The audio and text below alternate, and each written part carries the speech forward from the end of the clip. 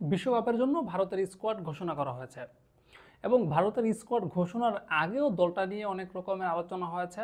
এখন দল ঘোষণার পরও এই দলটা নিয়ে অনেক রকমের আলোচনা হচ্ছে।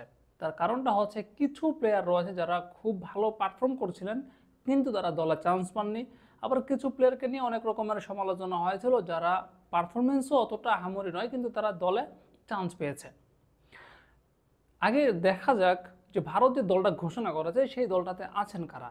অধিনায়ক হিসেবে রাখা হয়েছে রোহিত শর্মাকে, সহকারী অধিনায়ক হিসেবে রাখা হয়েছে হার্দিক পান্ডিয়াকে।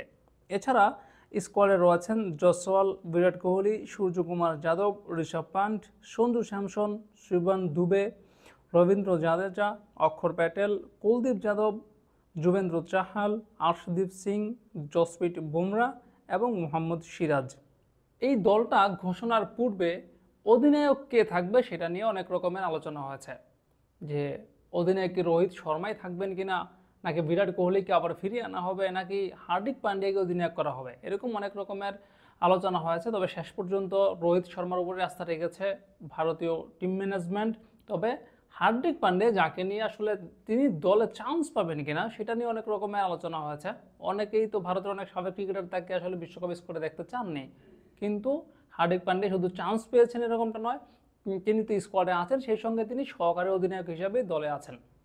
বিরাট কোহলির সমালোচনা হয়েছে এবার আইপিএলে, স্ট্রাইক রেট সংক্রান্ত কারণে তাকে নিয়ে সমালোচনা হয়েছে, কিন্তু তাকে আসলে রাখা হয়েছে।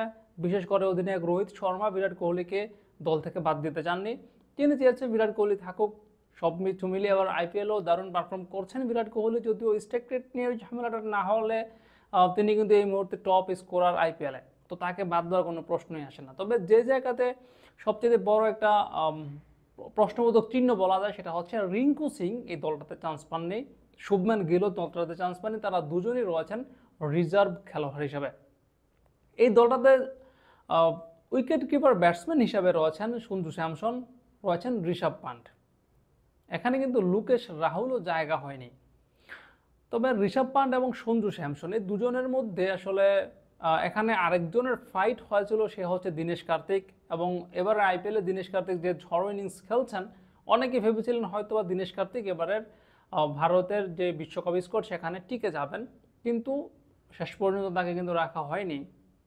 অনেকে মনে করছেন যে ঋষভ পান্টের জায়গাতে দীনেশ কার্তিক অনায়াসে এখানে আসতে পারতো, সেটা পারফরমেন্স বা ফর্ম যে কোনো বিচার বিবেচনাতেই দীনেশ কার্তিক ঋষভ পান্টের চেয়ে অন্তত এগিয়ে থাকছেন, এরকমটা অনেকে আসলে মনে করছেন। পেস বোলিং ডিপার্টমেন্টে মোহাম্মদ সামিকে কিন্তু রাখা হয়নি, এখানে অন্যরা রয়েছেন। তবে স্বাভাবিকভাবেই নেতৃত্বটা থাকছে জসপ্রীত বুমরার হাতে।